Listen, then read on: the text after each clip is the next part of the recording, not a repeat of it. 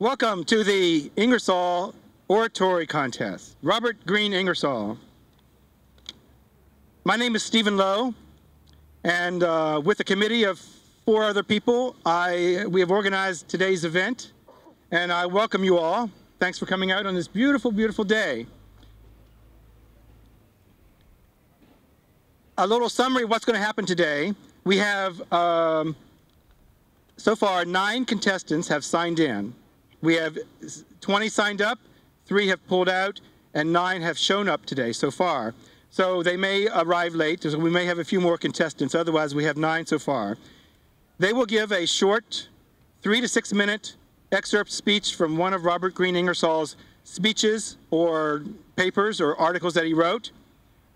They may also give a short introduction to the piece just to say why they chose it and what piece they're reading from.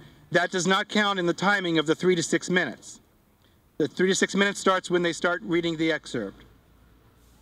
After that, our judges who are here will collaborate and decide on the 4 first place prizes for the winners. Some of them will. Do we have the prizes out, Melody? Is the poster the first place prize is $150 cash, plus a poster, an original period poster from the time of Ingersoll, in color, hand colored, with one of his little pieces about love. It's a picture of him and his 2 grandchildren, I think, right? Yes. Okay, so that's first prize. The other prizes are books and cash. And the judges will determine the first, second, third, and fourth place, and will award those prizes here at the end of the day. This event is sponsored by 3 organizations: the Washington Area Secular Humanist, which is a local grassroots organization. It's 20 years old, and I sort of represent them here today. Our logo is here in the middle of the poster. The other organization co-sponsors is the Center for Inquiry, Washington, D.C., part of the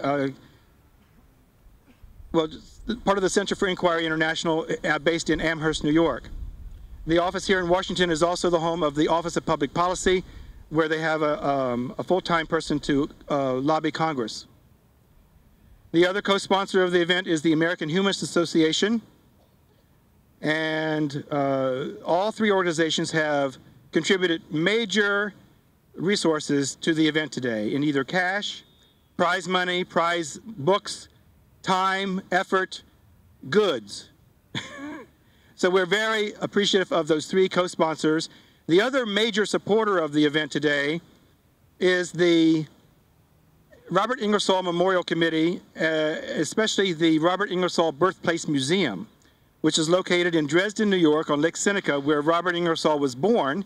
And his birthplace museum has been acquired by this committee, and they operate the museum as an open visitors center every weekend through the summer. And they have contributed major prizes for the event today, so we're very happy for all 4 of those major sponsors of the event today.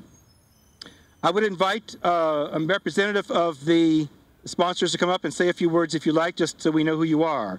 Would Mike from AHA, would you come up?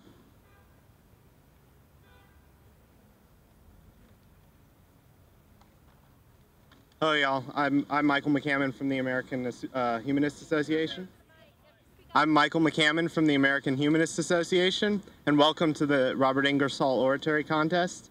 On behalf of the AHA, WASH, and CFI, we're so glad you could make it this afternoon to support the works of Ingersoll and what he brought to the free thought movement.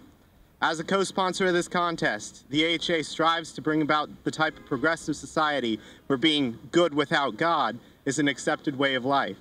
During the golden age of free thought, orators such as Ingersoll were the pioneers of non-traditional ways of life.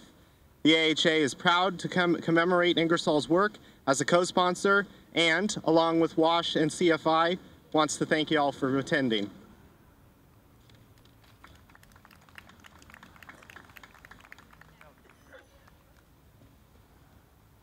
Melody Hensley from the Center for Inquiry. Hi there, can you hear me? Okay, great. Hi, thank you all for coming today. My name is Melody Hensley. I am the Executive Director for the Center for Inquiry DC. We're the local branch for the Center for Inquiry Transnational. We are a nonprofit organization, and our mission is to foster a secular society based on science, reason, freedom of inquiry, and humanist values. This event, thank you.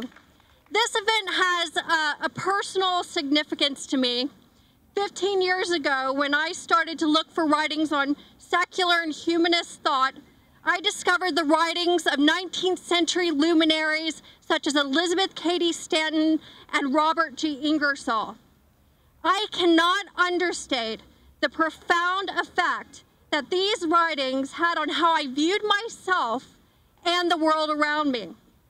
Without a doubt, their ideas, still very much relevant today, were the motivation behind me becoming an activist for secular causes. I would like to thank Steve Lowe for not only conceiving the idea of this contest, but for reacquainting me with the work of Robert G. Ingersoll. I would also like to thank Tom Flynn and the Robert G. Ingersoll Memorial Committee for their generous support, and the Washington Area Secular Humanists and American Humanist Association for co-sponsoring this event. Thank you.